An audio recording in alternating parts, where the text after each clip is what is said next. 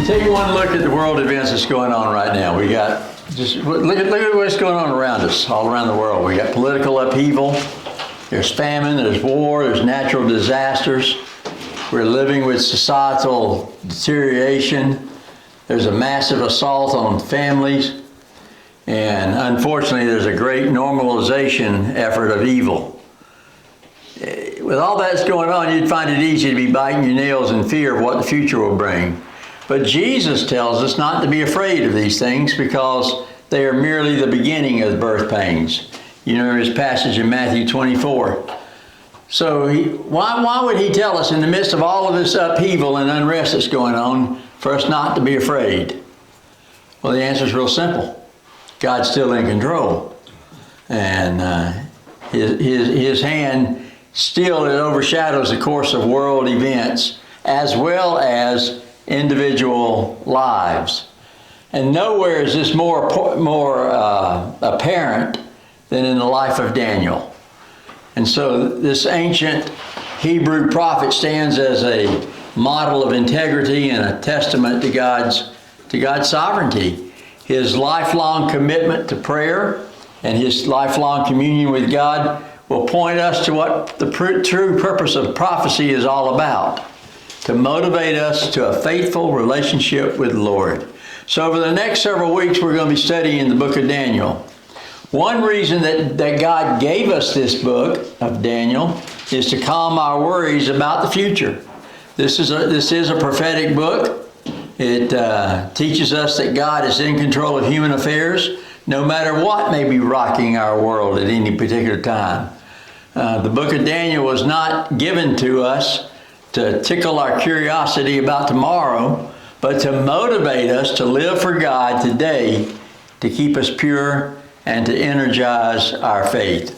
So as we study his life and the world that he lived in, we will see our lives and the world that we live in has changed very little. But as we peer past the headlines of today to God's plan for tomorrow, we will learn that the Lord indeed is in control and worthy of our trust. So with that, let's look at the text itself in chapter 1 of Daniel. You know, tests of character are the toughest tests to pass. They're tougher than any state bar exam, medical boards, and orals for a PhD all put together. And why are tests of character so tough? Well, quite simply because when our integrity is on the line, we must go beyond mere knowledge and dig deep into the very bedrock of who we are. Character tests expose our deepest flaws, but they also reveal our strengths, such as our determination to love, our commitment to honesty, our faith in God. Well, in the first chapter of Daniel, we see a young man that was stripped of every external support of his faith and identity in God. I doubt seriously that any of us have ever faced a test like this, and odds are we probably never will. But Daniel not only did, he went through that test, and he emerges not only with his belief intact, but with a character that will shine God's light throughout his life. And so we want to see how he did it, and that's what he tells us. Let's look at the historical setting of it first of all. Daniel himself gives us the historical backdrop to his story in chapter 1, verse 1.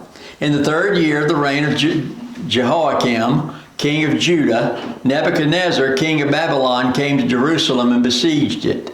And the Lord gave Jehoiakim, king of Judah, into his hand, along with some of the vessels of the house of God. And he brought them to the land of Shinar, to the house of his God, and he brought the vessels into the treasury of his God.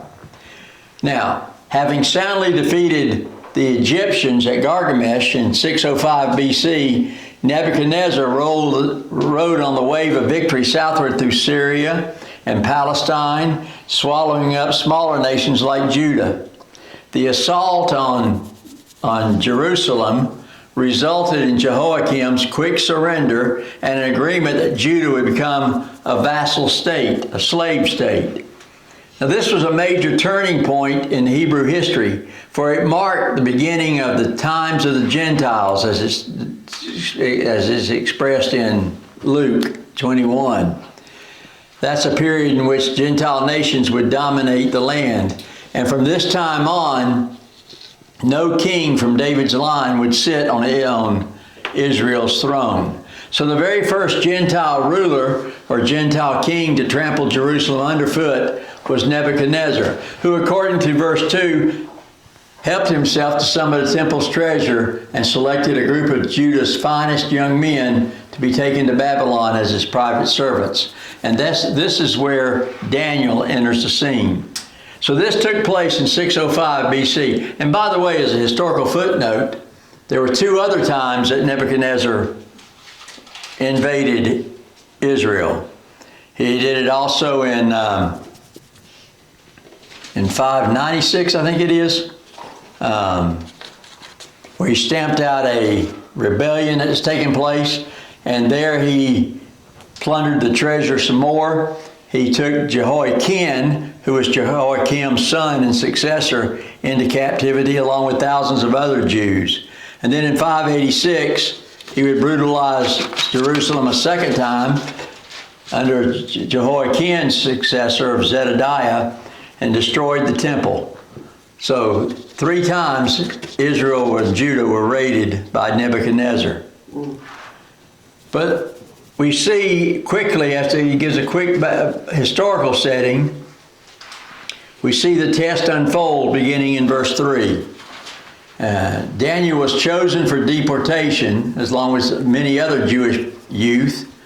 And here he describes the selection process and what happened after he arrived in his new home in distant Babylon.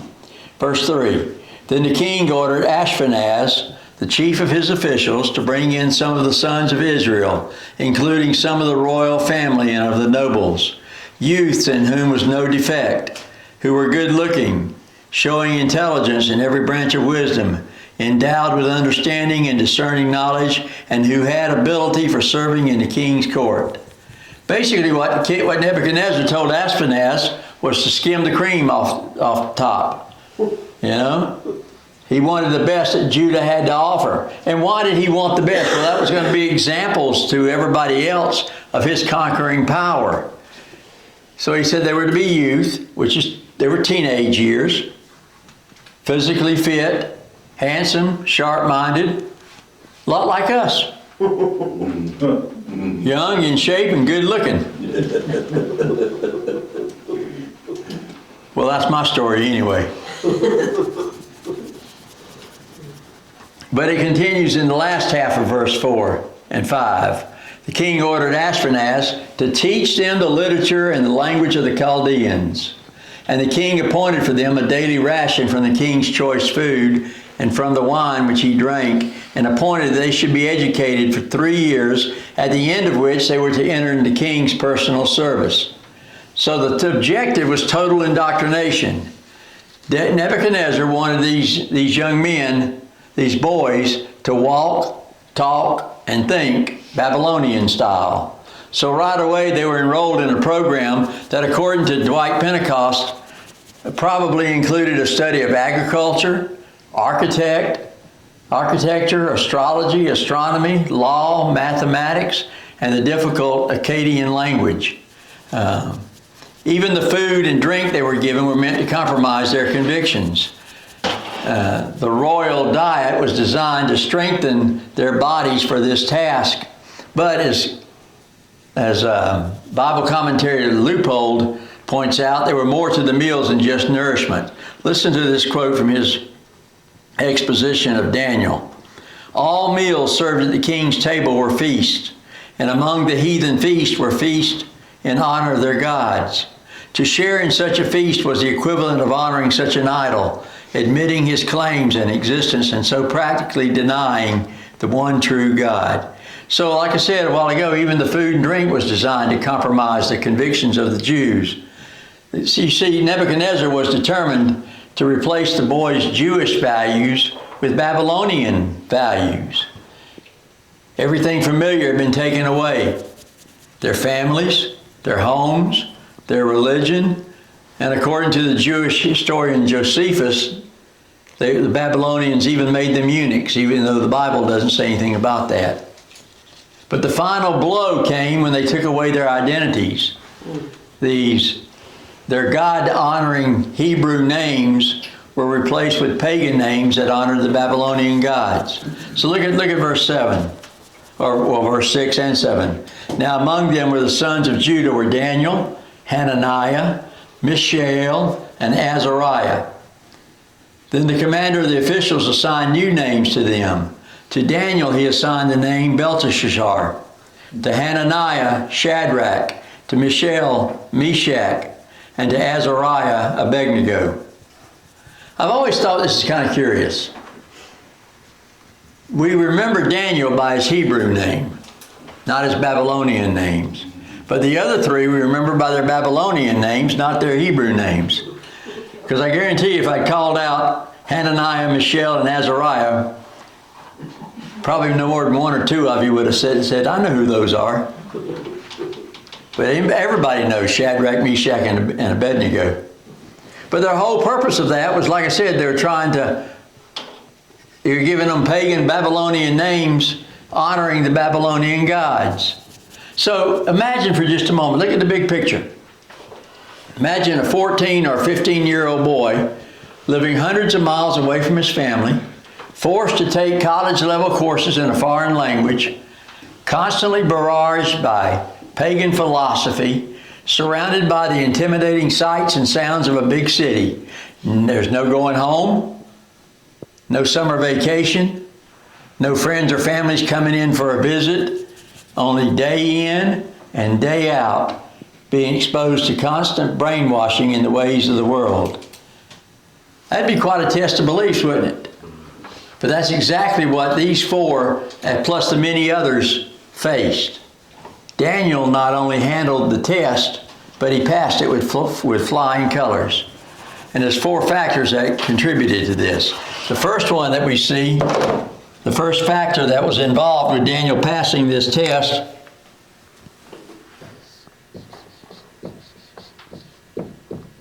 was his inner convictions.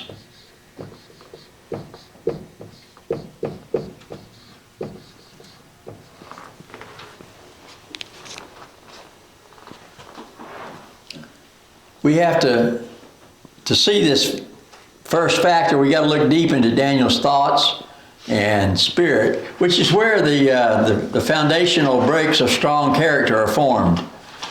Look at the first part of verse 8.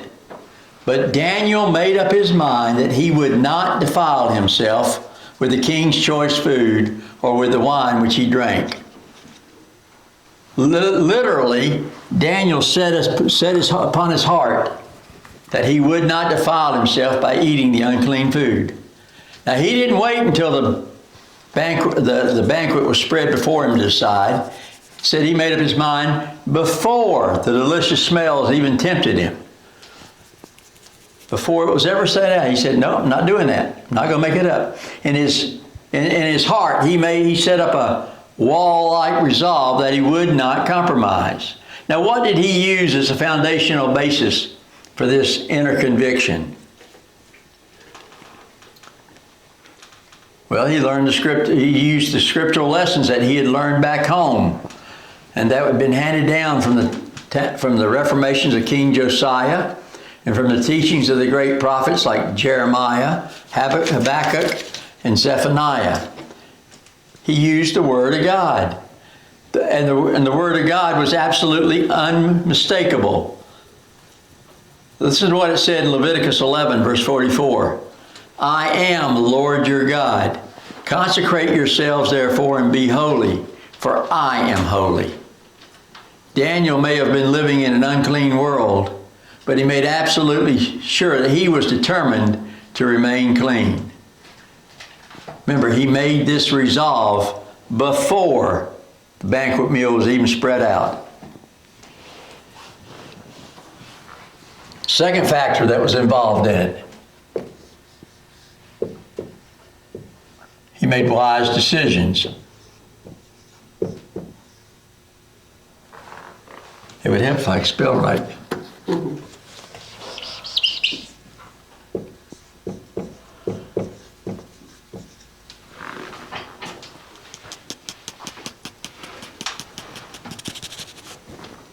We see the first of this wise approach that he took in the last half of verse 8. First part said he made up his mind he would not defile himself. So the second half says he sought permission from the commander of the officials that he might not defile himself. He said from the very beginning, he didn't just say, I'm not going to do it. He said, he asked permission. He sought permission from Ashpenaz. He could have defiled the commander's orders and refused to eat, but instead he tried to build a bridge of understanding between himself and, in this case, his superior. He pleaded passionately not to defile himself. Then he listened to the commander's point of view. Because look at what it says in verses 9 and 10. Now God granted Daniel favor and compassion in the sight of the commander of the officials. And the commander of the officials said to Daniel, I'm afraid of my lord the king, who has appointed your food and your drink. For why should he see your faces looking more haggard than the youths who are your own age? Then you would make me forfeit my head to the king. So what's he saying? He's saying, Daniel, I understand what you're saying. I can tell your God's with you. But the king, Nebuchadnezzar, has said, this is what you must eat and what you must drink. If I don't let you eat this, which I know what you're telling me. If I don't make you eat this, and you're going to look haggard and more worn down and sickly and puny compared to everybody else, then the king's going to have my head. So why should I do that? Well, Daniel didn't let his convictions put the commander on the spot. Rather, he respected the commander and his situation by leaving him with the final say. But how could Daniel take that risk? Because of the faith in God who honors those who honor him. Daniel's wisdom was based on the fact that God is in control. That's where the divine assistance jumps in.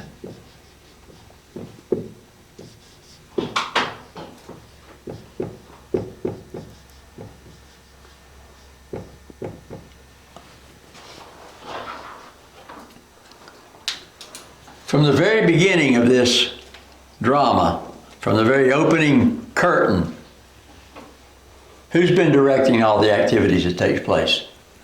God has been the director behind every bit of it.